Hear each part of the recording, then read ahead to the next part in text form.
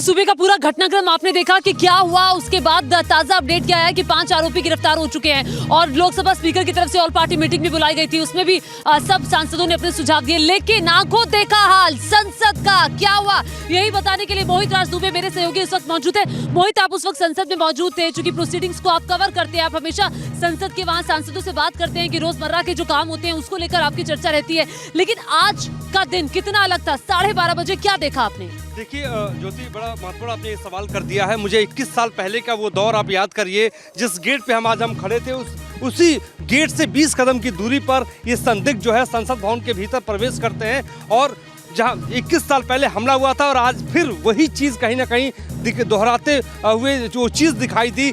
तो जो 3 सांसद थे जिनकी महत्वपूर्ण भूमिका थी उनको पकड़ने में, हनुमान बेनीवाल जो राजस्थान से आते हैं, गुरजीत औजला जो पंजाब के अमृतसर से सांसद है, उनका ये कहना था कि एक संदिग्ध जो 3-4 लेयर पार करते हुए कुर्सियों की वो आगे बढ़ा और दूसरा जो संदिग्ध था वो जो है कुर्सियों के पीछे छिप गया था और गुरजीत औजला ने उनको उस व्यक्ति को जाकर दबोच लिया और उसके हाथ में टीयर गैस था। आप ये समझ सकते हैं कि जब उसने स्प्रे किया तो पीले रंग का उसमें से गैस निकली और धुआं पूरी लोकसभा उस वक्त हो चुकी थी। अफरा तफरी का माहौल था, सांसद कुछ डरे हुए थे, राहुल गांधी उस वक्त अंदर मौजूद थे, रक्षा मंत्री राजनाथ सिंह अंदर मौजूद थे, तमाम बड़े मंत्री, तमाम बड़े सांसद अंदर मौजूद थे। अफरा तफरी का माहौल था, लेकिन कुछ सांसद ने जाबाजी वहां पर दिखाई और उस शख्स को दबोच लिया और दबोचने के बाद उसको सुरक्षा एजेंसियों के हवाले कर दिया। लेकिन सबसे बड़ा सवाल यही है ज्योति कि आखिर इतनी बड़ी चूक कैसे हो गई। 5 लेयर की सुरक्षा व्यवस्था होती है, दिल्ली पुलिस के बाद जो है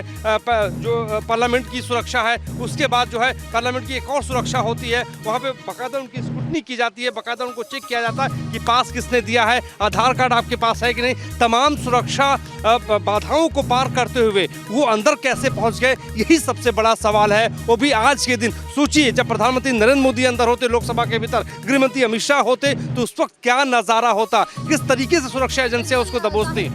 बड़े नेता, दिग्गज नेता जिनके हाथों में देश की कमान है, जो देश को चलाते हैं, जो नीतियां बनवाते हैं, देश को चलाने के लिए लोग उन्हें चुनते हैं और लोकतंत्र के उसी मंदिर पर यह हमला अपने आप में एक बड़ी बात हो जाती है। अब साजिश के पीछे की 10 कड़ियों को जोड़कर देखते हैं कि आखिर ये हमला कैसे प्लान किया गया होगा, कैसे आज एग्जीक्यूट किया गया और अब जांच में क्या-क्या सामने आएगा। सबसे बड़ा तो कारण यही और एंगल भी यही कि कैसे देश के अलग-अलग हिस्सों से ये तमाम लोग एक साथ आते हैं, ऑनलाइन इनकी बैठक होती है, बातचीत होती है और प्लान करते हैं। बिल्कुल, ये 10 कड़ियां एक-एक करके हम पॉइंटर्स आपको बता रहे हैं। सबसे पहले देखिए, आरोपी 4 अलग-अलग राज्यों, हरियाणा, महाराष्ट्र, यूपी, कर्नाटक के हैं। आपस में कैसे मिले चारों आरोपी, ये बड़ा सवाल है। अब दूसरी कड़ी देखिए। बिल्कुल, जाहिर तौर पर दूसरी कड़ी की गुरुग्राम में ये लोग ठहरे थे और पहले से पूरी प्लानिंग कर रखी थी। गुरुग्राम में इनके ठहरने की व्यवस्था किसने की, कैसे तमाम इनके इंतजाम हुए, वो बड़ा सवाल है। अब जो आरोपी है सागर शर्मा के नाम से इस शख्स ने अपना विजिटर कार्ड बनवाया था, लेकिन इसका नाम सागर शिंदे है। ये भी निकलकर सामने आया। जो सागर था वो 3 महीने से सांसद के ऑफिस में जा रहा था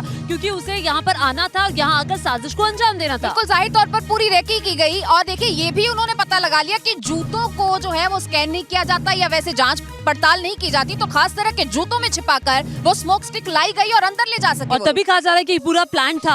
अचानक दर्शक दीर्घा में कूदकर दहशत फैलाई, संसद में धुआं हो गया। दर्शक दीर्घा में बैठे हुए जो लोग आते हैं उनको हिलने नहीं दिया जाता, क्योंकि एक बार मैं भी संसद की प्रोसीडिंग्स देखने बहुत पहले, जब बहुत पहले, आज से 21-22 साल पहले गई थी, तो बिल्कुल आपको हिलने नहीं देते, आपको मूवमेंट नहीं करने देते। ये इन लोगों ने अचानक से ये लोग कूदे हैं।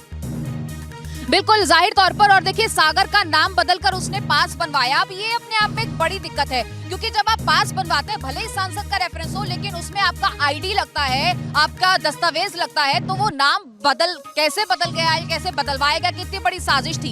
ये तमाम वो कड़ियां जो एक बड़ी साजिश की तरफ इशारा करती है। अगर इन्हें जोड़कर देखा जाएगा तो ये जल्द से जल्द इस पूरे मामले की तफ्तीश के बाद रिजल्ट हमारे सामने होंगे। देखिए ये लोग जितने लोग हैं, ये अभी तो 5 गिरफ्तारियां हुई है, 6ठी की गिरफ्तारी और ना जाने कितने लोग इस साजिश में होंगे।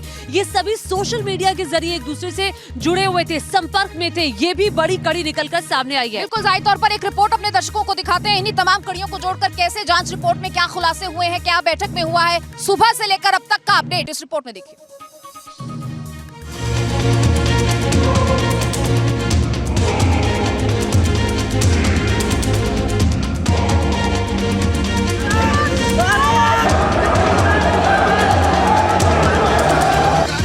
संसद के अंदर धुआं ही धुआं, अफरा तफरी और परेशानी।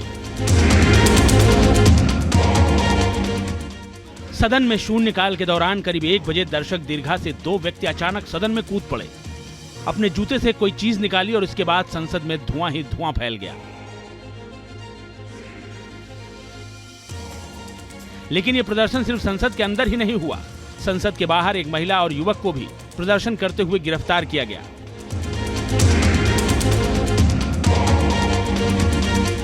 ये तानाशाही नहीं चलेगी, तानाशाही बंद करो, तानाशाही बंद करो, तानाशाही नहीं चलेगी। इस घटना ने कई सवाल खड़े कर दिए हैं। दर्शक दीर्घा से कैसे संसद में कूद पड़े 2 शख्स? क्या कर रहे थे सुरक्षाकर्मी? गैलरी में खड़े सुरक्षा कर्मियों ने उन्हें कूदने से क्यों नहीं रोका? मल्टीलेयर सुरक्षा व्यवस्था को कैसे चकमा दे गए ये लोग? स्मोक बम संसद के अंदर कैसे पहुंचा? यो कलर स्मोक हमारे पास है, जिसको लेकर संसद के भीतर और बाहर प्रदर्शनकारी जो है वो आए। आपको दिखाऊं ये कलर स्मोक। यहाँ आप देखिए वायर पुल करके ये कलर स्मोक जो है वो एक तरह से छोड़ा जाता है। यहाँ आप देखिए टाइप 3 कलर स्मोक है और ये कितना खतरनाक है। इंस्ट्रक्शन इस पे लिखा हुआ है साफ तौर पे कि करीब करीब आप समझिए कि इसको पुल करने के लिए 5 मीटर की दूरी से इसको पुल किया जाए। और साफ तौर पर आप देखिए यहाँ पर वार्निंग्स लिखे गए हैं कि always wear goggles, gloves, never use indoors और enclose space, 18+ uses, safe, do not take on airplane. तो आप समझ सकते हैं कि एक गलियारे में, संसद के गलियारे में जहां पर क्लोज डोर है वहां पर इसका इस्तेमाल किया जाता है, जो कि वार्निंग के तौर पर लिखा गया है कि नहीं किया जाना चाहिए। संसद के भीतर कूदे एक शख्स के बारे में खुलासा हुआ है कि उसका नाम सागर है। वो मैसूर से सांसद प्रताप सिम्हा के पास पर आया हुआ था। संसद के अंदर सागर के साथ प्रदर्शन करने वाले दूसरे शख्स का नाम मनोरंजन बताया जा रहा है, जो कर्नाटक के मैसूर का रहने वाला है। संसद के भीतर हुई इस घटना ने सांसदों को हैरान कर दिया है। 0 आवर चल रहा था, हम लोग अपनी बात रख रहे थे। अचानक गैलरी के अंदर से 2 आदमी कूद आए। कूदने के बाद उन्होंने अपने जूते में से कोई चीज निकाली, जिससे पूरी पार्लियामेंट के अंदर गैस फैलना शुरू हो गई। कूदकर सदन के अंदर उतर गए और हाथ में कुछ थी, उसे भारी भड़कम मतलब गैस निकलते थे और थोड़ा मतलब सदन के अंदर हमारे सारे एमपी जितने साथी हैं वो पकड़ लिए दोनों को। सर, जब वो ऊपर से कूदे हैं तो हम आगे बैठे हुए थे। 0 आवर का लास्ट टाइम था, तो थोड़ा हल्ला गुल्ला ऊपर से आया तो हमने ध्यान दिया। एक आदमी पहले कूद गया, एक दूसरा भी कूद रहा था। तो जो पहले कूद गया वो ऊपर से स्पीकर की तरफ बढ़ रहा था और वो हल्ला गुल्ला कर रहा था। वो उसने जूता उतारना शुरू किया, जूते में कोई चीज थी। हैरान करने वाली बात यह भी है कि जिन लोगों ने प्रदर्शन किया वो देश के अलग अलग हिस्सों से रहने वाले हैं। प्रदर्शन करने वाला एक शख्स अनमोल महाराष्ट्र के लातूर का रहने वाला है, वहीं एक शख्स कर्नाटक से ताल्लुक रखता है, जबकि संसद के बाहर प्रदर्शन करने वाली महिला नीलम हरियाणा के हिसार की रहने वाली है। सवाल यह है कि 3 अलग अलग राज्यों के लोगों ने आखिर इस तरह प्रदर्शन को कैसे अंजाम दिया? क्या इन चारों लोगों को निर्देश कहीं और से मिल रहे थे?